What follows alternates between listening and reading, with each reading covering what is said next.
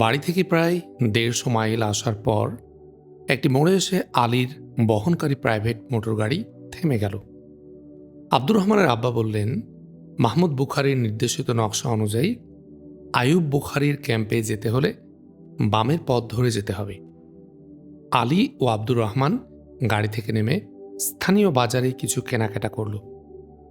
আব্দুর রহমান তার আব্বাকে বলল, আব্বা, আমরা এখন অতি প্রয়োজনীয় কিছু আসবাবপত্র সাথে নিয়ে যাচ্ছি, আর বাকি জিনিসপত্রগুলো আপনি ইসমাইল সমরকন্দের কাছে রেখে বাড়িতে চলে যাবেন।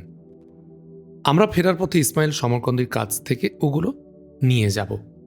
আব্দুর রহমানের পিতা আলী এবং আব্দুর রহমানকে বিদায় জানিয়ে তাদের আসবাবপত্র নিয়ে ইসমাইল সমরকন্দের বাড়ির পথে রওনা হলেন।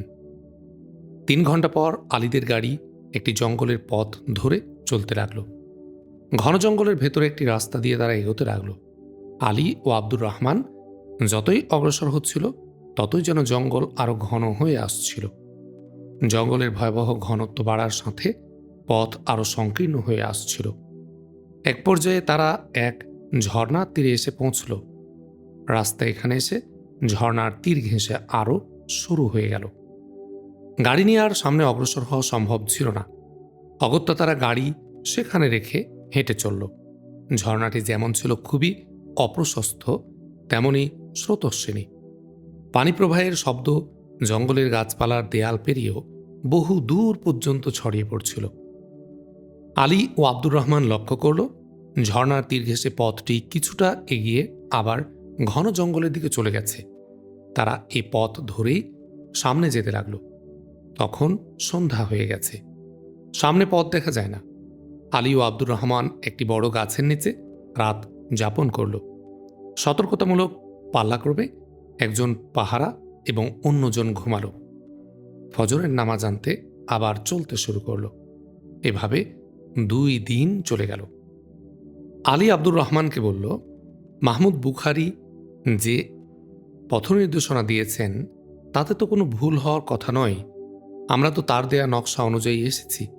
এভাবে চলতে চলতে 3য় দিনের দুপুর গড়িয়ে যায়। ঝর্ণাটি আবার তাদের পথের সাথে মিলিত হয়ে ডানে চলে যায়, আর তাদের পথ বাঁক নেয় বাম দিকে। মোড় নিয়ে আব্দুর রহমান বলল, আমরা ক্যাম্পের সীমানায় এসে গেছি। এদিকটায় গাছ খুব পাতলা এবং খোলা আকাশ।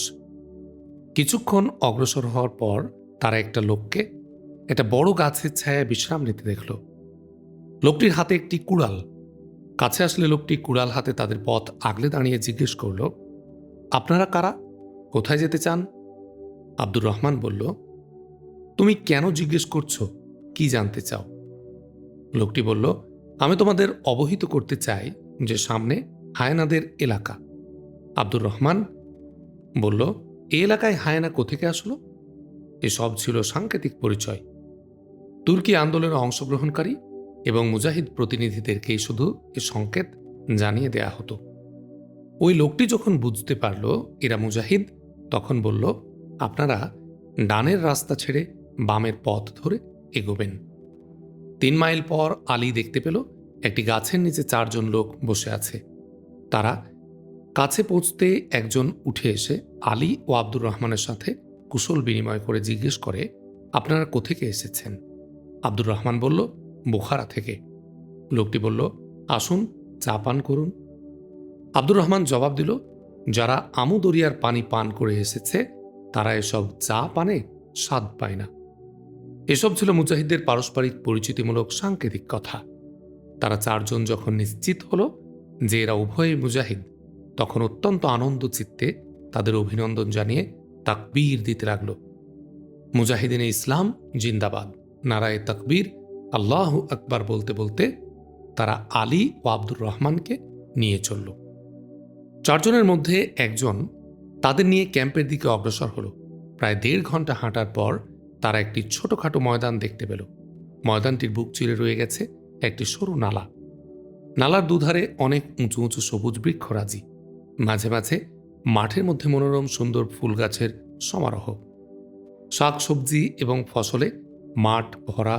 মাঠ পেরিয়ে পথটি ক্যাম্পের দিকে চলে গেছে।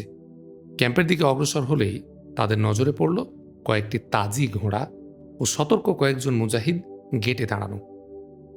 গেট পেরিয়েই তারা দেখল পাহাড়ের টিলা খুঁড়ে মজবুত বাংকার তৈরি করা হয়েছে। আলী তুর্কি মুজাহিদদের ক্যাম্প দেখতে আব্দুর রহমানকে বলল, এরা তো দেখি আমাদের চেয়েও শক্তিশালী ঘাঁটি তৈরি করেছে।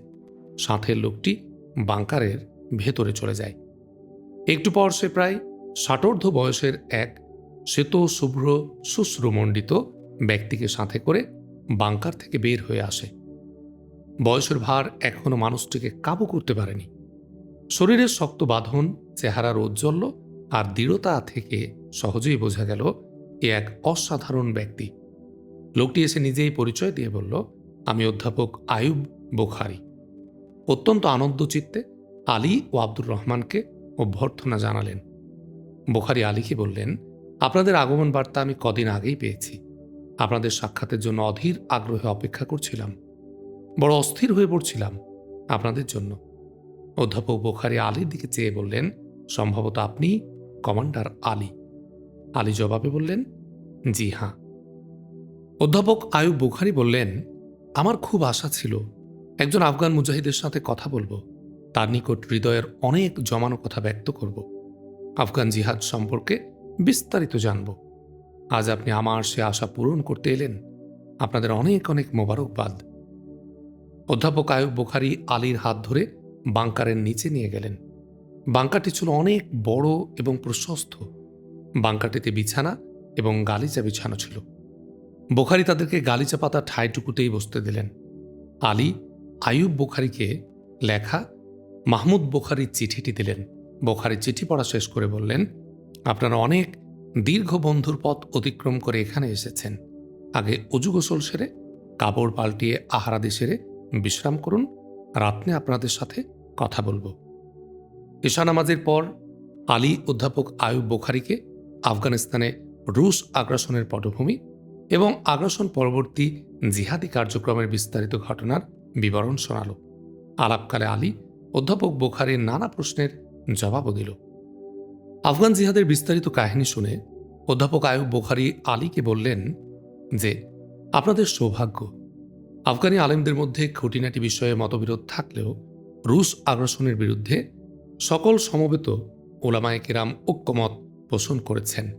অথচ আমাদের বাপ-দাদা এবং পূর্বসূরীরা যখন রুশ কমিউনিস্ট ফেডারেশন সোভিয়েতের বিরুদ্ধে জিহাদ শুরু করেছিল, তখন এখানকার অধিকাংশ আলেম জিহাদের বিরোধিতা করেছিলেন। অনেক প্রভাবশালী বড় বড় আলেম কমিউনিজমকে ইসলামের উত্থান বলে কমিউনিস্ট আগ্রাসনে শক্তি জুগিয়েছিলেন। মুসলমানদের জিহাদ শুরু করার পথে প্রতিরোধ গড়ে তোলেন। কয়েকজন আলেম লেনিনকে একজন নিষ্ঠাবান নেতা আর খলিফা ওমর রাদিয়াল্লাহু আনহুর পর্যায়ের জনসেবক আখ্যা দিয়েছিলেন। কোনো কোনো মুফতি এমন ফতোয়া ঘোষণা করেছিলেন যে আরবে যেভাবে মুহাম্মাদুর রাসূলুল্লাহ সাল্লাল্লাহু আলাইহি ওয়াসাল্লাম মানুষের মুক্তির দূত হিসেবে আবির্ভূত হয়েছিলেন, রাশিয়ায় লেনিন সেভাবে মানুষের কল্যাণ ও সমাজের শান্তি স্থাপনে আবির্ভূত হয়েছেন। লেনিন যা বলেন এবং করেন এসবই নাকি ইসলামেরই বাস্তবায়ন। ইমানি চেতনায় উজ্জীবিত একদল মুসলমান যখন রাশিয়ার কমিউনিস্টদের বিরুদ্ধে জিহাদ শুরু করেছিল, তখন রাশিয়ার অধিকাংশ আলেম ছোট ছোট মাসআলা মাসায়েল নিয়ে নিজেদের মধ্যে শততা বিভক্ত ছিলেন। সামান্য শরঈ মতবিরোধ প্রতিপক্ষকে কাফের ঘোষণা করতেন। আলেমদের মধ্যে তীব্র মতবিরোধের এমন পর্যায় ছিল যে পায়জামা পায়ের গোড়ালি পর্যন্ত লম্বা হবে না উপরে থাকবে, পাগড়ির নিচে টুপি থাকবে কি থাকবে না, খাবার আগে হাত একবার ধোবে না 3 বার ধোবে, এসব বিষয়েও তাদের মধ্যে সৃষ্টি করেছিল প্রচণ্ড মতবিরোধ। সচেতন আলেমদের একটি ক্ষুদ্র অংশ তাদেরকে একথা বুঝাবার চেষ্টা করেছিলেন যে মুসলমানদের অভ্যন্তরীণ মতানৈক্য পরিহার করে জাতির এই ক্রান্তিলগ্নে সকল আলেমদের ঐক্যবদ্ধ হওয়া উচিত। সাধারণ মুসলমানদেরকে জিহাদি প্রেরণায় উজ্জীবিত করে ঐক্যবদ্ধভাবে সকল আলেমকেই মুজাহিদের সহযোগিতা করা দরকার। কিন্তু পরিতাপের বিষয়, বহুধা শতধা বিভক্ত আলেমগণ তখন জিহাদি প্রয়োজনের গুরুত্ব অনুধাবনকারী সচেতন আলেমদেরকে চক্রান্তকারী বিদেশি এজেন্ট বলে অপপ্রচার করতেন। তারা যুক্তি দেখাতেন, ইমান ঠিক না হলে জিহাদ করে কোনো উপকার হবে না। এভাবে আলেমরা সাধারণ মুসলমানদেরকে জিহাদ থেকে বিরত রেখে অভ্যন্তরীণ কলহে লিপ্ত করেছিলেন। তাদের কাছে ক্ষুদ্রাতি ক্ষুদ্র বিষয়টি নিয়ে মেতে থাকাই ছিল জিহাদের চেয়েও গুরুত্বপূর্ণ। আলেমদের ক্ষুদ্র অংশটি অবর্ণনীয় দুর্ভোগ, যাতনা, অত্যাচার, নির্যাতন বরণ করে নিলেন। বহু আলেমকে কমিউনিস্টরা জ্যান্ত কবর দিল, অনেককে আগুনে পুড়িয়ে হত্যা করল, অনেককে খুঁচিয়ে খুঁচিয়ে যন্ত্রণা দিয়ে শহীদ করল। তবুও সত্যাশ্রয়ী আলেমগণ জিহাদ থেকে বিচ্যুত হননি। সম্পূর্ণভাবে পর্যদুস্ত হওয়ার পূর্ব পর্যন্ত হকপন্থী আলেমগণ জিহাদ অব্যাহত রেখেছিলেন। অথচ আলেমগণ যদি আত্মকলহ পরিহার করে জিহাদে শরিক হতেন, কমিউনিস্টরা কোনোভাবেই মুসলমানদের সাথে মোকাবেলায় টিকে থাকতে পারত না। অত্যন্ত পরিতাপের বিষয় হল, রাশিয়ার সত্যাশ্রয়ী আলেমদের তপ্ত খুনে বুখারা, সমরকন্দ থেকে আমু দরিয়া পর্যন্ত প্রতি ইঞ্চি জমিন রঞ্জিত হয়েছিল। রাজপথের ধারে এমন কোনো গাছ শূন্য ছিল না, কোনো আলেমের লাশ ওখানে না ঝুলেছে। কিন্তু এত ত্যাগ, রক্তবন্যা, অসহ্য নির্যাতন আর জুলুম সবই ধূলিসাৎ হয়ে গেল যখন মুসলমানদের বেশিরভাগ আলেমের জিহাদ বিরোধী প্রচারণা কমিউনিজমের সমর্থন যোগাচ্ছিল। অধ্যাপক বুখারী বললেন, মুজাহিদের সাথে তাদের মা, বোন, যুবতী কন্যা, ছোট ছোট সন্তানরা পর্যন্ত বীর বিক্রমে জিহাদ করে মৃত্যুকে আলিঙ্গন করেছিল, যার দৃষ্টান্ত বর্তমান আফগানিস্তান ছাড়া পৃথিবীর কোনো ইতিহাসে নেই। অধ্যাপক বুখারী বলেন, আফগানিস্তানে রাশিয়ার লাল ফৌজ যে নৃশংস হত্যাযজ্ঞ চালাচ্ছে, আমাদের উপর নির্যাতনের মাত্রা ছিল এর চেয়েও ভয়াবহ। হাজার হাজার মুসলমান যুবতীকে কমিউনিস্ট শত্রুরা গণধর্ষণ করে হত্যা করে। রাশিয়ায় এমন কোনো মুসলমান ঘর ছিল না যার আঙ্গিনা মুসলমানদের রক্তে প্লাবিত হয়নি। এমন কোনো গলিপথ ছিল না যেখানে নিহত মুসলমানদের তপ্ত খুনের স্রোত বয়ে যায়নি। লাখ লাখ মুসলমানকে বাড়িঘর থেকে উচ্ছেদ করে উদ্বাস্তু করেছিল। ঘর ছাড়া মুসলমানদের আশ্রয় শিবিরগুলো তারা অগ্নি সংযোগ করে জ্বালিয়ে দিয়েছিল। লাখ লাখ মুসলমানকে দিনের পর দিন মরুভূমিতে অভুক্ত অবস্থায় ক্ষুধা তৃষ্ণায় কাতরাতে কাতরাতে মৃত্যুবরণ করতে হয়েছিল। হাজার হাজার মুসলমানকে একত্রিত করে জীবন্ত পেট্রোলের আগুনে পুড়িয়ে কমিউনিস্ট পিশাচেরা নারকীয় উল্লাসে মেতে উঠত। অধ্যাপক আয়ুব বুখারী বললেন, আজ আমরা যে পাহাড়ে বাংকার করেছি, মুজাহিদরা এই পাহাড়ে আশ্রয় নিয়েছিল।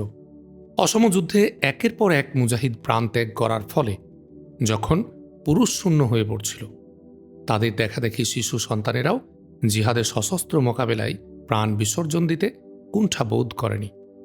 অবস্থা এমন ছিল যে পুরো মুজাহিদ ক্যাম্পগুলো পুরুষ শূন্য হয়ে যাওয়ার পরও এখানকার একটি দুধের শিশুকে পর্যন্ত জীবিত গ্রেফতার করতে সক্ষম হয়নি রেড আর্মিরা। এক দুধের শিশুকে পিঠে বেঁধে এক মহিলা যুদ্ধে আহত হন। এমত অবস্থায় কমিউনিস্টরা তাকে গ্রেফতার করে। শিশুটি আমাদের কাছে দিয়ে দাও, এর কোনো অনিষ্ট করা হবে না। মহিলা ওদের তিরস্কার করে বললেন, আমি কখনোই চাই না আমার পেটে ধারণকারী এ শিশুটি তোমাদের কাছে গিয়ে কাফের হয়ে বেঁচে থাকুক। আমি কাফেরের মা হতে রাজি নই। এই বিলের খরস্রোতা নদীতে শিশুটিকে নিয়ে ঝাঁপিয়ে পড়েছিলেন মহিলা। তবুও কাফেরদের হাতে নিজের ইজ্জত ও সন্তানের ভবিষ্যৎ বিসর্জন দেননি। অধ্যাপক বুখারী থেমে গেলেন। অশ্রুভেজা চোখ হাতের রুমাল দিয়ে মুছলেন তিনি। রুশ মুসলমানদের করুণ কাহিনী শুনে আলী ও আব্দুর রহমানের দু চোখ অশ্রু সজল হল, তারাও চোখ মুছল। প্রফেসর আয়ুব বুখারী বললেন, জানেন কে ছিল ওই মহিলার কোলের শিশুটি? এই দিনের এই শিশুই আজ আপনাদের মুখোমুখি বসা প্রফেসর বুখারী। আল্লাহর বিশেষ রহমতে আম্মা অতি কষ্টে তীব্র স্রোতের মধ্যে আমাকে উপরে তুলে ধরে কোনো মতে পানির উপর ভেসে থাকার প্রাণপণ চেষ্টা করেন। নদীর তীব্র স্রোত এক পর্যায়ে আম্মাকে অপর তীরে ঠেলে দেয়। আম্মা আমাকে নিয়ে কুলে উঠলেন। সেদিন অলৌকিকভাবেই আমরা বেঁচে গিয়েছিলাম জালেম কমিউনিস্টদের অত্যাচার থেকে। এখনও বেঁচে আছেন আমার আম্মা। প্রতি বছর একবার এখানে এসে আমার আব্বার কথা স্মরণ করিয়ে দেন। আব্বা বলতেন, আমার রক্তধারা একটি বিন্দু অবশিষ্ট থাকা পর্যন্ত কমিউনিস্টদের বিরুদ্ধে জিহাদ চলবে। আমার বংশের কোনো পুরুষ কাফেরদের মোকাবিলায় অস্ত্র ত্যাগ করে ময়দান ছেড়ে যাবে না। পরাধীনতা শৃঙ্খল থেকে জিহাদের ময়দানে মৃত্যুবরণ করা অনেক উত্তম। আব্বা বলতেন, আমার এই কথা ভাবতে ভালো লাগে যে রাশিয়ায় মুসলমানদের ঈমান, ইসলাম এবং স্বাধীনতা পুনরুদ্ধারে আমার বংশের সকল লোক শেষ হয়ে যাবে, তবুও তারা জিহাদ বিমুখ হবে না। দুর্ভাগ্যবশত আমার বংশের কোনো রক্তধারা জিহাদ বিমুখ হয়ে যাবে এ কথা ভাবতেও আমার কষ্ট হয়। এমন হলে আমার আত্মা পরপারেও শান্তি পাবে না।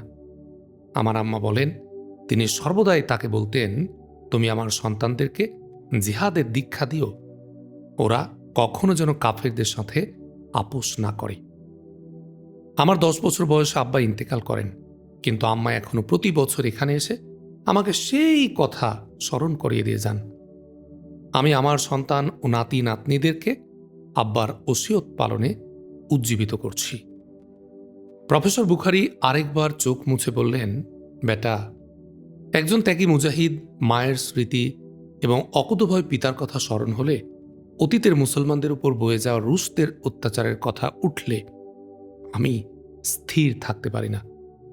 প্রফেসর আয়ুব বুখারী, আলী ও আব্দুর রহমান সবার চোখ থেকে ঝরঝর করে পানি গড়ছিল। প্রফেসর বুখারী দীর্ঘশ্বাস ত্যাগ করে বললেন, ভাই আলী, আফগান মুজাহিদদের চরম সৌভাগ্যের বিষয় এই যে শুরু থেকেই তারা পাকিস্তানের মতো একটি অকুণ্ঠ সহযোগী প্রতিবেশী রাষ্ট্রের সহযোগিতা পেয়ে আসছে। সামরিক, অর্থনৈতিক দিক থেকে দুর্বল হওয়া সত্ত্বেও পাকিস্তান সরকার ও পাকিস্তান জনগণ মুজাহিদদের অব্যাহত সমর্থন ও সাহস জুগিয়ে যাচ্ছে।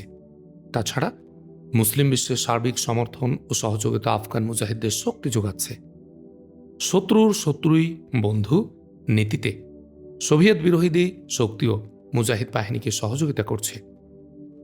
কিন্তু কমিউনিস্ট বিপ্লব বিরোধী রুশ তুর্কি মুজাহিদদের বেলায় বিশ্ব পরিস্থিতি এমন ছিল না। প্রতিবেশী কোনো রাষ্ট্র একবারও সহযোগিতার হাত প্রসারিত করেনি। মুসলিম বিশ্বের অবস্থাও তখন হজ ও বরল, টালমাটাল উসমানিয়া সালতানাত। আরব বিশ্ব তখন ছিল দৈন্যদশায় জর্জরিত। তদুপরি কমিউনিস্ট অপশাসন মুসলমানদের ঘাড়ে চেপে বসায় সুযোগ পেত না, যদি না রাশিয়ার অপরিণামদর্শী আলেমদের কর্মকাণ্ড লাল বিপ্লবের রসদ না জোগাত। আফগান শাসক আমানুল্লাহ নাদির শাহ আফগানিস্তানের স্বাধীনতা এবং ইমানের বিনিময়ে রুশ কমিউনিস্টদের গোলামি খরিদ করা সঙ্গীন সময়ে তোমরা জিয়াউল হকের মতো তেজদীপ্ত ইমানদার সহযোগী পেয়েছ, যিনি নিজের সৎ সাহসিকতা এবং দৃঢ়তা দ্বারা নিজ দেশের মানুষকেই সহযোগী করেন। পুরো মুসলিম বিশ্বকে আফগানদের সাহায্যে টেনে এনেছেন, কিন্তু তৎকালীন রাশিয়ার তীব্র প্রতিদ্বন্দ্বী এবং শত্রু হওয়া সত্ত্বেও আমেরিকা, ফ্রান্স ও ব্রিটেন আমাদের সহযোগিতায় এগিয়ে আসেনি। মুসলিম বিশ্বের কোনো নেতাও আমাদের পক্ষে টু শব্দটি উচ্চারণ করেনি। 1980 সালের প্রথম দিকে প্রেসিডেন্ট জিয়াউল হকের রেডিও ভাষণে শুনতে পেলাম, তিনি বললেন, রাশিয়া বুখারা এবং সমরকন্দ শক্তির দাপটে অবৈধভাবে দখল করে রেখেছে। সমরকন্দ, বুখারা মুসলমানদের পবিত্র ভূমি। এসব স্থান দখল করার কোনো বৈধতা কমিউনিস্টদের নেই। জিয়াউল হকের ভাষণ শুনে এই প্রথম বুঝতে পারলাম, বিশ্বে আমাদের পক্ষে কথা বলার মতো শক্তিশালী ব্যক্তি অন্তত একজন হলেও আছেন। তার ভাষণ শুনে দু চোখ পানিতে ভরে গেল। পরম করুণাময় আল্লাহর দরবারে শুকরিয়া আদায় করলাম যে 70 বছর পর আমাদের কথা একজন রাষ্ট্রপ্রধান স্মরণ করলেন। জিয়াউল হকের পক্ষে আমাদের জন্য সরাসরি কোনো সাহায্য করার সুযোগ ছিল না। দুদিক থেকে দুশ্মন তাকে অক্টোপাসের মতো আটকে রেখেছে। একদিকে হিন্দু পৌত্তলিক ভারত তার মাথার উপর সঙ্গীন উঁচিয়ে রেখেছে, অপরদিকে দৈত্যের মতো রুশ লাল ফৌজ ঘিরে আছে আফগান সীমান্ত। এমত অবস্থায় পাকিস্তানের অস্তিত্ব নিয়েই আমরা চিন্তিত। আল্লাহর দরবারে মোনাজাত করি, আল্লাহ যেন পাকিস্তানকে উভয় দৈত্যের কবল থেকে রক্ষা করে আরও শক্তিশালী রূপে গড়ে তোলেন। রুশ মুসলমানদের দুরবস্থার কথা উচ্চারণ করা জিয়াউল হকের জন্য ছিল একটি বিরাট চ্যালেঞ্জ। এটা ছিল বিশ্ব নেতৃত্বের গালে এক যথার্থ চপেটাঘাত। কোনো মুসলমান নেতার মুখে রুশ মুসলমানদের কথা 70 বছর পর্যন্ত উচ্চারিত হয়নি। এমন একটি আহ্বান শোনার জন্য রুশ মুসলমানরা 70 বছর পর্যন্ত চরম অপেক্ষায় প্রহর গুনছিল। জিয়াউল হকের ভাষণ শুধু রুশ মুসলমানদেরকে উজ্জীবিত করেনি, সারা বিশ্বকে সোভিয়েত ইউনিয়নের মুসলমানদের দুরবস্থার কথা জানিয়ে দিয়েছে। চেতনা বিস্মৃত রুশ মুসলমানরাও হারানো অনুভূতি ফিরে পেয়েছে, বুঝতে পেরেছে যে সত্যি রাশিয়ায় মুসলমানরা আজাদি হারিয়ে কত জঘন্য দাসত্ব বরণ করেছে। সোভিয়েত সরকার প্রেসিডেন্ট জিয়াউল হকের এ ঘোষণায় আঁতকে উঠেছিল। সোভিয়েত শাসকবৃন্দ প্রেসিডেন্টের ভাষণকে বিশ্বের সুপার পাওয়ার রাশিয়ার বিরুদ্ধে চ্যালেঞ্জ মনে করেছিল। সোভিয়েত পত্রিকাগুলো পূর্ব থেকেই পাকিস্তানের বিরুদ্ধে প্রোপাগান্ডা চালাচ্ছিল। বর্তমানে তা আরও বৃদ্ধি পেয়েছে। জিয়াউল হক রুশ শাসকের আরাম হারাম করে দিয়েছেন। প্রফেসর আয়ুব বুখারী বলেন, আমরা প্রত্যাশা করি আফগানিস্তান স্বাধীনতা লাভের পর পাকিস্তান এবং আফগানিস্তান সম্মিলিতভাবে আমাদের যুদ্ধে সহযোগিতা করবে। উভয়ের সহযোগিতা পেলে আমরাও রাশিয়াকে আমাদের আবাসভূমি থেকে দখলদারিত্ব ছেড়ে পালাতে বাধ্য করতে পারব। আলী প্রফেসর বুখারীকে ধন্যবাদ জানিয়ে বলল, আপনার সাথে আলোচনা করে রুশ মুসলমানদের পূর্বাপর ইতিহাস সম্পর্কে আমার ধারণা আরও স্বচ্ছ হয়েছে। আমি রুশ আফগান মুজাহিদদের অভিন্ন মনে করি। ভৌগোলিক অবস্থানে ভিন্নতা থাকলেও চেতনার দিক থেকে আমরা অভিন্ন। আজ আফগানিস্তানের মুসলমানদের উপর রাশিয়ার যে অত্যাচার চলছে, এ জুলুম অত্যাচার রুশ মুসলমানদের লাশ মারিয়েই আফগানিস্তানে পৌঁছেছে। আপনাদের উপর কমিউনিস্ট রাশিয়া যে প্রক্রিয়ায় নির্যাতনের সূচনা করেছিল, বর্তমানে আফগানিস্তানের মুসলমানদের উপর তারই অনুশীলন চলছে। অতীতের আফগান সরকার সোভিয়েত আগ্রাসনের মোকাবেলায় আপনাদের সহযোগিতা না করার জন্য আফগান জনসাধারণ মোটেও দায়ী নয়। তখনকার শাসক গোষ্ঠীর কাপুরুষতাই এর জন্য দায়ী। শাসক গোষ্ঠীর কাপুরুষতাই মূল্য আজকের আফগান জাতির বিপুল রক্তের বিনিময়ে পরিশোধ করতে হচ্ছে। আয়ুব বুখারী আলীর কথা শুনে বললেন, হ্যাঁ, তুমি ঠিকই বলেছ বেটা। রুশ মুসলমানদের অনেকেই তৎকালীন আফগান সরকারের অসহযোগিতাকে অনেক পরাধীনতার জন্য দায়ী করে থাকে। আবেগে বশীভূত হয়ে আমি একথা বলে ফেলেছি। তবে সত্য ও আমার সঠিক অবস্থান হল, আফগান মুজাহিদদেরকে আমরা জীবনের চেয়েও বেশি ভালোবাসি। মুজাহিদদের বিজয় এবং পরাজয়ে নিজের বিজয় পরাজয় মনে করি। আমরা রুশ মুসলমানরা তো আফগানদের বিজয়ের সাথে আমাদের ভবিষ্যতের মুক্তির স্বপ্ন দেখছি।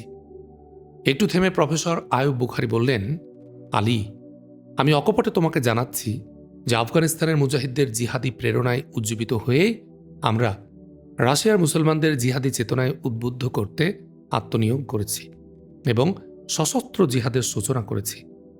জীবনের শুরু থেকেই কমিউনিজম বিরোধী জনমত গঠনে আমি কাজ করেছি, কিন্তু ক্যাম্প স্থাপন করে দস্তুর মতো যথার্থ জিহাদের সূচনা আফগানদের দেখেই শুরু করেছি। বর্তমান এই ক্যাম্পে শতাধিক মুজাহিদ সামরিক প্রশিক্ষণ নিচ্ছে। বিগত 5 বছরে 5,000 মুজাহিদ সামরিক প্রশিক্ষণ নিয়ে স্ব পেশায় ফিরে গেছে। রাশিয়ায় কমিউনিজম বিরোধী মুজাহিদ রিক্রুট করা খুবই কঠিন ব্যাপার। একে তো সিংহবাদ মুসলমান স্বাধীন চেতনা হারিয়ে বসেছে, দ্বিতীয়ত কেজিবির কঠিন জাল ভেদ করে সশস্ত্র প্রশিক্ষণে যোগদান খুবই ঝুঁকিপূর্ণ ব্যাপার। এখানে পৌঁছতে একজন মুজাহিদকে বহু ঘাঁটি এবং বন্ধুর পথ অতিক্রম করে আসতে হয়, বহু বাধা তাকে ডিঙ্গাতে হয়। এখানে আমরা প্রত্যেক মুজাহিদকে 6 মাসের সামরিক এবং সাংগঠনিক প্রশিক্ষণ দিয়ে স্ব কর্মে ফিরে যেতে নির্দেশ দেই। অবশ্য তাদের প্রতি অনুরোধ থাকে, বছরের 1টি মাস অন্তত প্রত্যেক মুজাহিদকে ক্যাম্পে কাটাতে হবে এবং বাকি 11 মাস সে নিজ পেশায় নিয়োজিত থাকে, সতর্কতার সাথে এবং সাংগঠনিক কাজ করবে আর জিহাদের ফান্ড সংগ্রহ করবে। সদস্য সংখ্যা বাড়ানো তাদের অন্যতম দায়িত্ব। প্রফেসর আয়ুব বুখারী বললেন, আমাদের কাছে জিহাদ পরিচালনার মতো প্রয়োজনীয় অস্ত্র সামগ্রী বলতে গেলে কিছুই নেই। আমরা একান্তভাবে কামনা করি যে আফগান মুজাহিদরা আমাদের কিছুটা সাহায্য করবে, অর্থাৎ যেসব অস্ত্র তারা রুশ বাহিনীর কাছ থেকে ছিনিয়ে নিয়েছে এসব থেকে আমাদের কিছু দেবে। এর জন্য আমরা উচিত মূল্য অবশ্য পরিশোধ করব।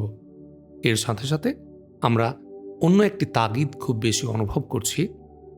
আশা করি আফগানি মুজাহিদরাও এই অভাবটুকুও পূরণে আমাদের সাহায্য করবে।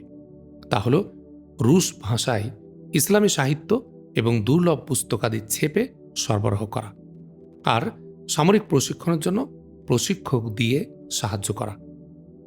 আলী প্রফেসর আয়ুব বুখারীর প্রত্যাশার জবাবে বলল, রাশিয়ার রুশ ভাষায় বই পুস্তক সরবরাহের কাজ আহমদ খান নামের এক লোক করছেন। পাকিস্তানে রুশীয় ভাষায় ইসলামী বই পুস্তক প্রিন্টিংয়ের কাজ চলছে। অচিরেই আশা করা যায় পর্যাপ্ত পরিমাণে ইসলামী সাহিত্য রুশ মুসলমানদের জন্য সরবরাহ করা সম্ভব হবে। আমার মনে হয় রুশ মুসলমানদের ইসলামী পুস্তকাদির প্রয়োজন অস্ত্রের চেয়েও বেশি। আপনি যে 3টি চাহিদার প্রস্তাব করেছেন, আমি আফগানিস্তান গিয়ে আমার চিফ কমান্ডারের সাথে এ নিয়ে আলোচনা করব।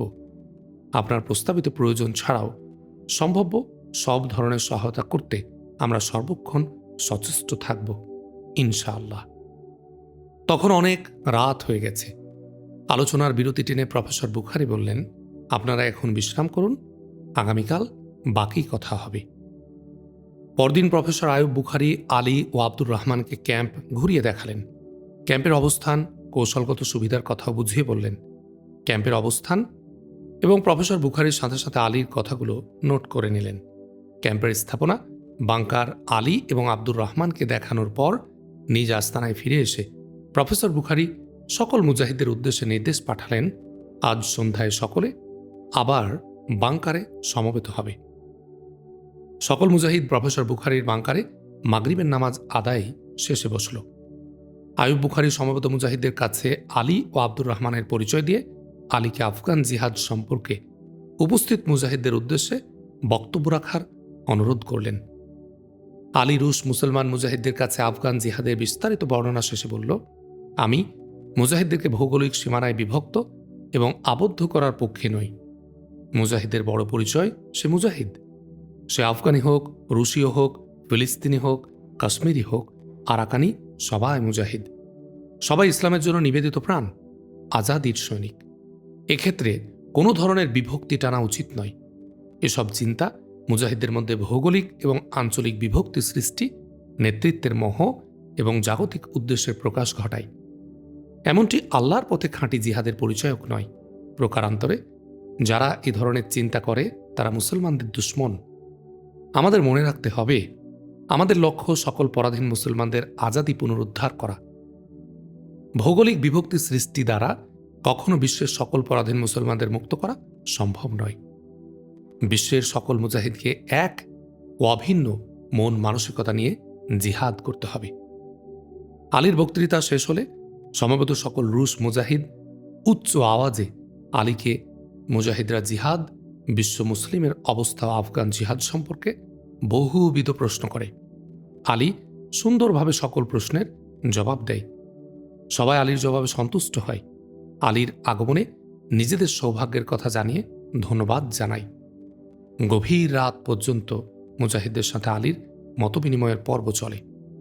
প্রফেসর আয়ুব বুখারীর অনুরোধে আলী ও আব্দুর রহমানকে 1 সপ্তাহ অবস্থান করে এখানের মুজাহিদদেরকে কতিপয় গুরুত্বপূর্ণ বিষয়ে প্রশিক্ষণ দেন। আয়ুব বুখারীকে বহু দরকারি পরামর্শ দেয়। 1 সপ্তাহ কাটানোর পর আলী আয়ুব বুখারীর কাছে বিদায় প্রার্থনা করে। আয়ুব বুখারী ভারাক্রান্ত দরদী কণ্ঠে বললেন, ভাই আলী, আশা করি আফগানিস্তান যেয়ে আমাদের ভুলে যাবে না। আলী তাকে আশ্বাস দিল, কখনো ভুলব না।